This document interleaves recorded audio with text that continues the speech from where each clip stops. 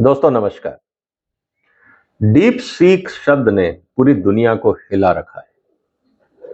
थोड़े दिन पहले प्रेसिडेंट ट्रंप ने 500 बिलियन डॉलर वेंचर फंड इकट्ठा किया था, ये कह के कि हम आर्टिफिशियल इन्वेस्ट जो इंटेलिजेंस है उसमें इन्वेस्टमेंट करेंगे। लेकिन एक ही दिन में जो सबसे बड़ी चिप मैन्युफैक्चरिंग कंपनी है, चाइना की एक छोटी कंपनी की घोषणा के बाद उसका मार्केट शेयर 600 बिलियन डॉलर एक दिन में कम हो गया। दोस्तों, ये है असर आजकल टेक्नोलॉजी का।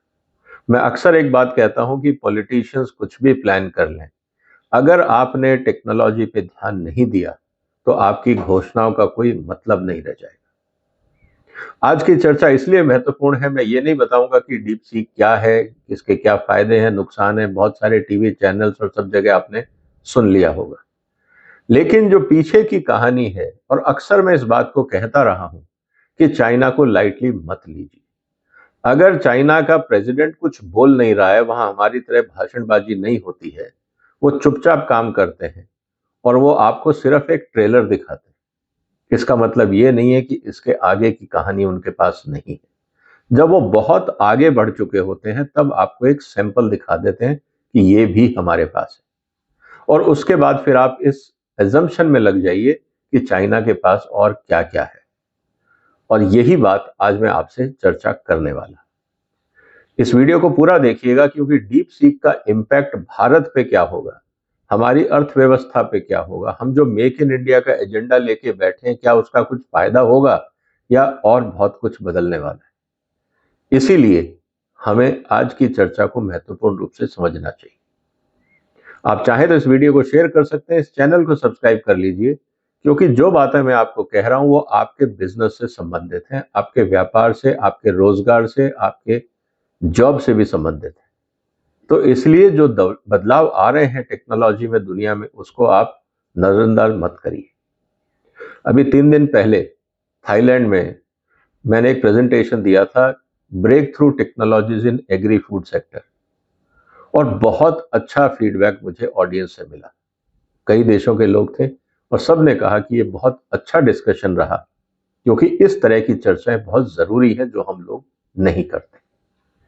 दोस्तों, मैं सबसे पहले आप बताऊंगा कि हम डीप सीक की जो बात कर रहे हैं, इसमें सबसे बड़ी बात क्या है। इसमें सबसे बड़ी बात यह है कि जो हमारी अभी तक गलत फहमी थी कि अगर पैसा नहीं है तो हम रिसर्च नहीं कर सकते, इस कंपनी ने 6 मिलियन डॉलर लगा के जो बाजार में ऑफ द शेल्फ चिप्स मिलते हैं, कंप्यूटर चिप्स, जिससे वो असेंबल करके एक हार्डवेयर बना सकते हैं, बाजार में सस्ती टेक्नोलॉजी से कम दाम पे उन्होंने एक ऐसा प्रोडक्ट बना दिया जिससे दुनिया की बड़ी बड़ी कंपनियां हिल गई। हर कंपनी का एमडी, प्रेसिडेंट, ये कहने को मजबूर हो गया है कि इससे क्या होने वाला है। लेकिन जैसा अक्सर चाइना के बारे में कहा जाता है कि कुछ उसके लूपहोल भी निकाले जाएंगे, क्योंकि मार्केटिंग का जमाना है। लेकिन आगे बढ़ने से पहले मैं आपसे एक बात ये कहना चाहूंगा कि चाइना काम कैसे करता है। दोस्तों, कोविड से पहले मैं साल में 2 से 3 बार चाइना जाता था, किसी ना किसी मीटिंग के सिलसिले में, चाहे वो इंटरनेशनल मीटिंग्स हो, ब्रिक्स की मीटिंग्स हो, बिजनेस मीटिंग्स हो, डेलीगेशंस हो, और मैंने वहां बहुत सारी कॉन्फ्रेंसेस को एड्रेस किया है। कॉन्फ्रेंसेस के बीच में जब लंच और डिनर का टाइम मिलता था, तो वहां के जो बिजनेसमैन थे, मैं उनके साथ बैठ के चर्चा करता था कि आप लोग काम कैसे करते हैं। और ये बात मैं अक्सर जब टीवी चैनल्स में और अपने वीडियो में बोलता हूं तो लोग कहते हैं यार आप जबरदस्ती चाइना की तारीफ कर रहे हैं। एक और उदाहरण आज हमारे सामने है कि हमें चाइना को समझना होगा। हम सिंपली ये कह के कि चाइना हमारा एडवर्सरी है, हम उसको ये नहीं कह सकते कि वहां कुछ नहीं हो रहा, और हम जो अपने यहाँ पे बड़ी बड़ी भाषण और बातें करते हैं और इस गलतफहमी में रहते हैं कि हमारे पास सब कुछ है और भारत विश्व गुरु बन जाएगा और हम एक आर्थिक महाशक्ति बन जाएंगे। पता नहीं हम किन ख्यालों में रहते हैं और काम कुछ नहीं करते। जो करते हैं वो मजबूरी में होता है। कितनी ब्रेक थ्रू टेक्नोलॉजीज हमने दी है दुनिया को, कंज्यूमर्स को। आज भी हिंदुस्तान में हम MS ऑफिस यूज करते हैं, चाइना नहीं करता है। हम दुनिया के सबसे ज्यादा कंप्यूटर यूज करते होंगे एज ए कंट्री, लेकिन सारे सॉफ्टवेयर हम बाहर से लाते हैं। हमारे यहाँ पे हर फैक्ट्री के अंदर लेबोरेटरी में मशीनें लगती हैं। कोई भी हाई एंड मशीन आप देख लीजिए, सारी इंपोर्टेड है, एक भी हिंदुस्तान में नहीं बन रही। फिर हम कहते हैं हम आत्मनिर्भर भारत बने। जो टेक्नोलॉजी चाइना 1/3 1/4 कॉस्ट में बना लेता है, हम उसको आयात करने में 4 गुना पैसे लगाते हैं। जब हम उसमें 4 गुना पैसे लगाएंगे तो हम आत्मनिर्भर कैसे होंगे, क्योंकि हम तो दुनिया में वैसे ही एक्सपेंसिव हो गए। तो हमारे यहाँ ट्रेड बढ़ेगा, मैन्युफैक्चरिंग नहीं बढ़ेगा। हमें इस बात को समझना होगा। इसीलिए इस बार जब मेक अमेरिका ग्रेट अगेन, जो प्रेसिडेंट ट्रंप ने कहा कि सबसे पहले आप ये देखिए कि हमारे यहाँ महंगाई क्यों है, हमारे यहाँ ऐसे कौन से कानून है जो महंगाई बढ़ा रहे हैं, हमारे यहाँ ऐसी कौन सी समस्याएं हैं जिसके कारण महंगाई बढ़ रही है।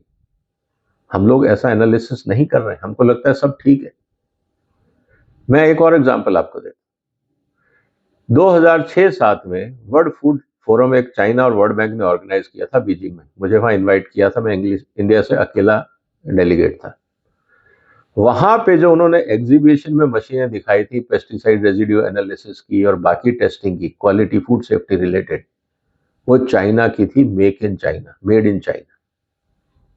और उसकी कीमत थी, जो हमारे यहाँ मशीनें बनती हैं या जो हम इंपोर्ट करके अपनी लैब्स में लगाते हैं, उन मशीनों की कीमत थी ऑलमोस्ट 1/8।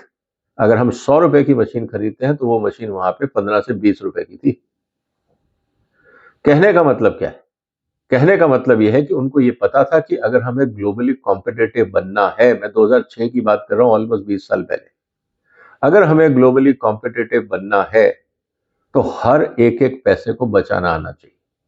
केमिकल उन्होंने खुद बनाने शुरू किए, मशीनें खुद बनानी शुरू करी, दुनिया भर से उन्होंने लाना बंद किया ताकि लोकल मैन्युफैक्चरिंग हो और लोकल ही भी, लेकिन क्वालिटी पे ध्यान था, सर्विस पे ध्यान था। हम लोगों ने क्या किया? हम आज भी इंपोर्ट करते हैं सारी लेबोरेटरी मशीनें, डायग्नोस्टिक मशीनें। आप किसी भी हॉस्पिटल में चले जाइए, फूड कंपनी में चले जाइए, फार्मास्यूटिकल कंपनी में चले जाइए, जितनी मशीनें वहां रिसर्च में और क्वालिटी कंट्रोल में इस्तेमाल होती है वो सब इंपोर्टेड हैं। हिंदुस्तान में हम सैटेलाइट बना सकते हैं, मिसाइल बना सकते हैं, लेकिन हम एक टेस्टिंग मशीन नहीं बना सकते। ये मजाक नहीं लगता? ये मजाक ही है, क्योंकि इसरो और डीआरडीओ को मिलकर ऐसी कमर्शियल आउटफिट खड़ी करनी चाहिए थी जो एनालिटिकल मशीनें बनाए। डीआरडीओ बनाए कोई जरूरी नहीं है, लेकिन टेक्नोलॉजी उनसे आए, गाइडेंस उनसे आए, टेस्टिंग की पैरामीटर्स उनसे आए तो काम हो सकता था। ये भी जो आप टेक्नोलॉजी देख रहे हैं डीप सीक, इसको ध्यान से रखिएगा। ये जो प्रमोटर है इस कंपनी का, उसकी $6 बिलियन की एक और कंपनी है जिसको वो हेज फंड की तरह काम करते हैं। उन्होंने पहले हेज फंड बनाया क्योंकि दुनिया को हेज फंड से रिस्क नहीं दिखता है। अगर मैं बोलूं मैं टेक्नोलॉजी कंपनी और जाके मैं अमेरिका में हार्डवेयर सॉफ्टवेयर खरीदूंगा तो सबके कान खड़े हो जाए। लेकिन यहां पर उन्होंने पहले हेज फंड बनाया, $6 बिलियन चाइना में इकट्ठा करना कोई बहुत बड़ी बात नहीं। उनको पता है कि काम कैसे करना है। उसके बाद उसी प्रमोटर ने दुनिया से चिप्स खरीदे जिस पे अमेरिका ने प्रतिबंध लगाया था, उसको छोड़ के, ताकि सैंक्शन ना लगे, और फिर पूरा सिस्टम बनाया। 2 महीने और $6 बिलियन के अंदर उन्होंने बड़ी बड़ी कंपनियों की नींद उड़ा दी। आपको क्या लगता है दोस्तों, एक हेज फंड मैनेजर ओवरनाइट ये टेक्नोलॉजी डेवलप कर सकता है? मुझे तो नहीं लगता। तो इसका मतलब क्या है? इसका मतलब ये है कि इस कंपनी के पीछे चाइना ने अपना पूरा जो आर्टिफिशियल इंटेलिजेंस का जो इकोसिस्टम है वो इस कंपनी के पीछे खड़ा किया होगा। और चाइना कैसे काम करता है, मैं एक एग्जांपल आपको और देता हूं। जब चाइना कोई बड़ा काम करने होता है, उससे पहले वो प्राइवेट कंपनियों को बुलाते हैं, जो चाइनीज कंपनियां होती हैं, बाहर वालों को नहीं बुलाते हैं। हमारी तरह वो काम नहीं करते हैं, वो बहुत फोकस्ड है। हमारे यहाँ तो हम अडानी अंबानी करके हंगामा करने लग जाते हैं, हम अपनी कंपनियों को प्रमोट नहीं करते। चाइना ऐसा नहीं करता, यूएस ऐसा नहीं करता। वो पीछे रहते हैं और प्राइवेट कंपनीज को आगे बढ़ाते हैं। उसका कारण बहुत सिंपल है दोस्तों। उन कंपनियों को वो बताते हैं कि कंट्री का नेक्स्ट एजेंडा क्या है, और उन कंपनियों को कहते हैं ईमानदारी से आप फोकस करिए। चाइना एक अच्छा काम ये करता है कि वो पैसे पे कंट्रोल अपना रखता है कंपनियों के।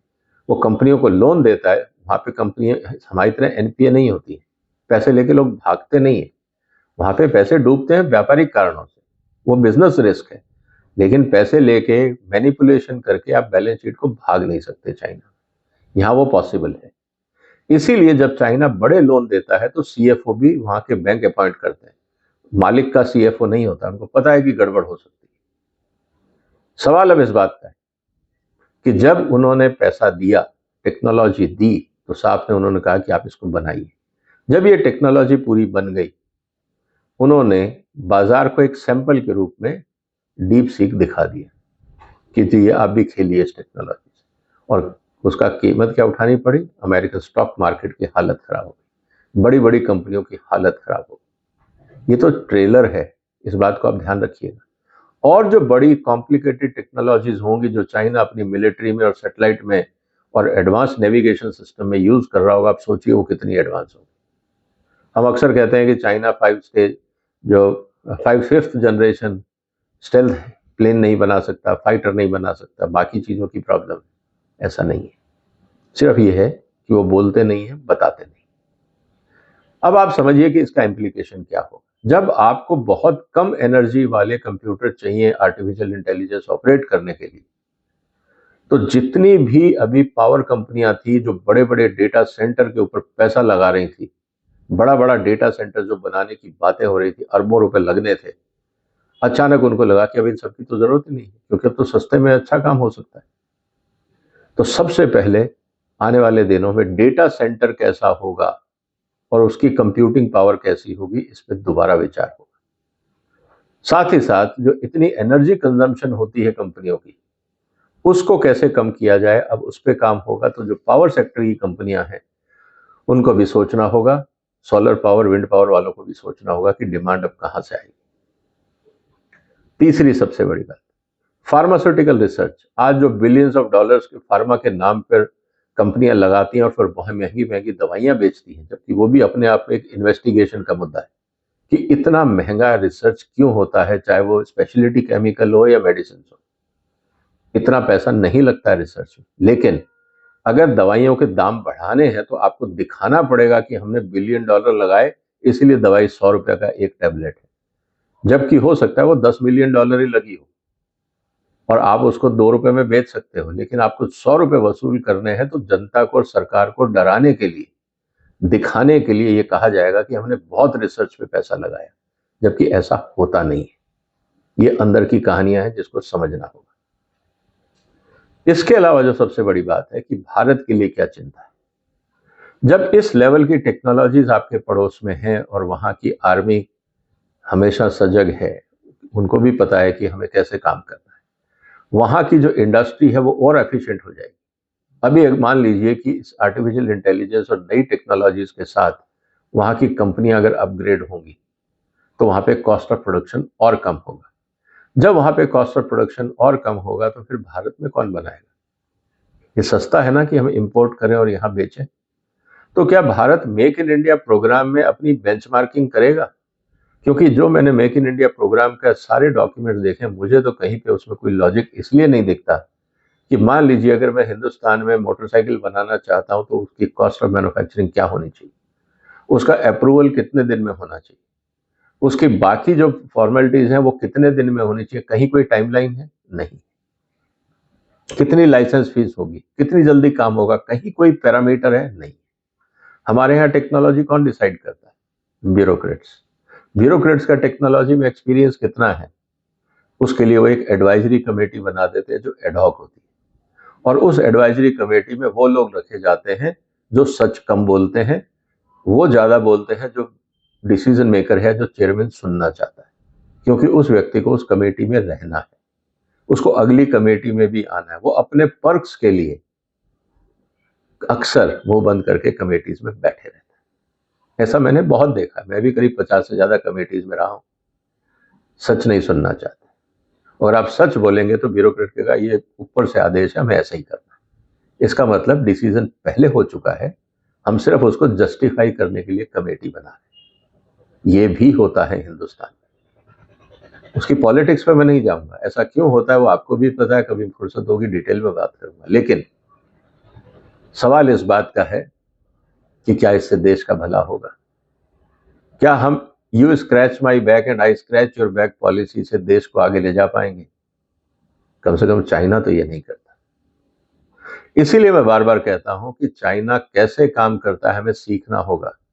अमेरिकन मॉडल उतना अच्छा नहीं है जितना चाइनीज है, इस बात को आप ध्यान रखिए। अमेरिका में भी बहुत सारी चीजें स्टॉक मार्केट और ग्रीड ओरिएंटेड होती है। लेकिन चाइना में नेशनल इंटरेस्ट और स्ट्रेटेजिक इंटरेस्ट को ध्यान में रख के करते हैं, क्योंकि एक तो वहां राजनीति नहीं, उनको कोई वोट बैंक की पॉलिटिक्स नहीं करनी है, तो उनका पूरा ध्यान डेवलपमेंट पे है।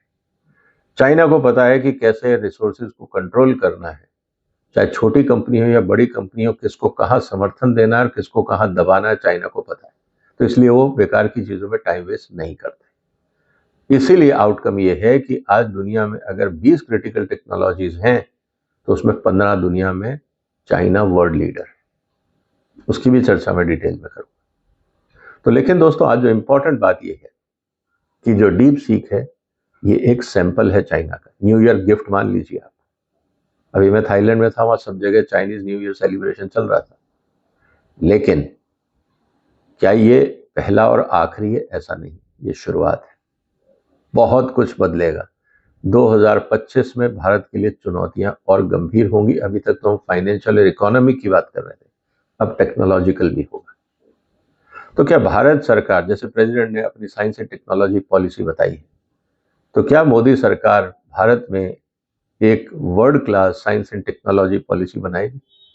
और सबसे इंपॉर्टेंट बात है, आप सरकारी यूनिवर्सिटीज के भरोसे नहीं कर सकते, आपको प्राइवेट टैलेंट को इन्वॉल्व करना होगा।